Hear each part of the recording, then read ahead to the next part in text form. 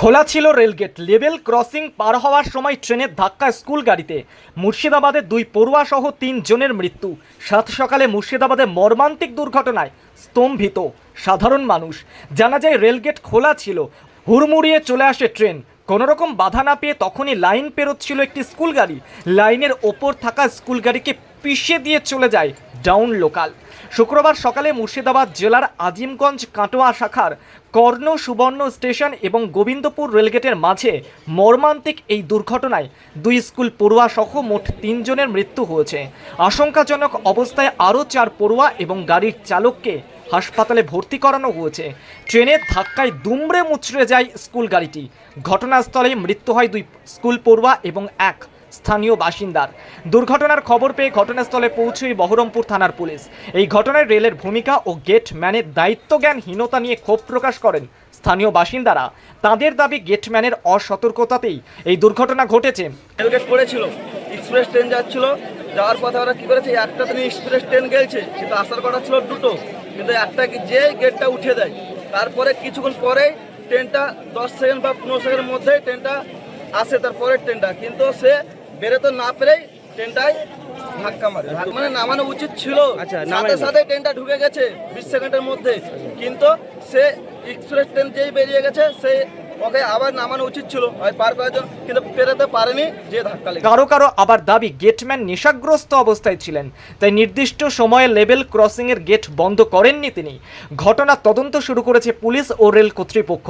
কি কারণে দুর্ঘটনা তা খতিয়ে দেখতে ইতিমধ্যে ঘটনাস্থলের উদ্দেশ্যে রওনা দিয়েছে রেলের তদন্তকারী দল। 2 স্কুল ছাত্রীর মৃত্যু ও গাড়ি চালকের আহত হওয়ার ঘটনায় 10 লক্ষ টাকা আর্থিক সাহায্যের ঘোষণা পূর্ব রেলের। একই সঙ্গে রাজ্যের তরফে নিহতদের পরিবার পিছু 5 লক্ষ টাকা আর্থিক সহায়তার কথাও ঘোষণা করা হয়েছে।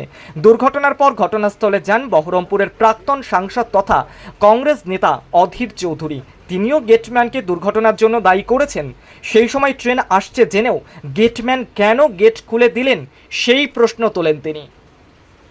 এখানকার যে গেটম্যান সে হচ্ছে মূল অপরাধী।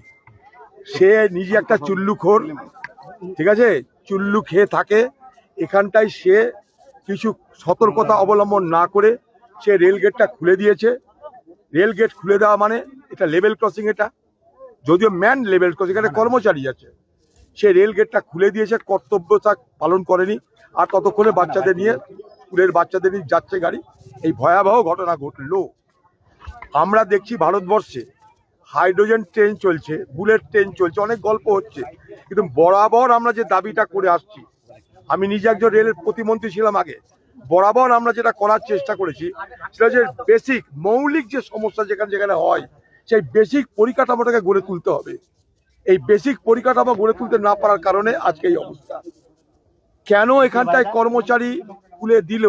তাহলে কি সে ট্রেন্ড নয়? তাহলে কি সে জানে না? না তাকে কি কোনো ক্যাজুয়াল ডাকা হয়েছে, না তাকে কি আউটসোর্সিং করা হয়েছে, কোথাও থেকে নিয়ে আসা হয়েছে ভাড়া করে? সে কি রেলের কাজকর্ম সম্পর্কে প্রকৃত অর্থে সে শিক্ষিত? এতগুলো প্রশ্ন আসবে। এটা মূলত মূলত মূলত রেলের সুরক্ষার প্রশ্ন। সেই সুরক্ষার দায়িত্বে যারা আছে তাদের গাফিলতির কারণে আজকে এটা হয়েছে। এটার পূর্ণাঙ্গ তদন্ত হওয়া উচিত। সব খবরের আপডেট পেতে ফলো করুন টাইমলেস নিউজ।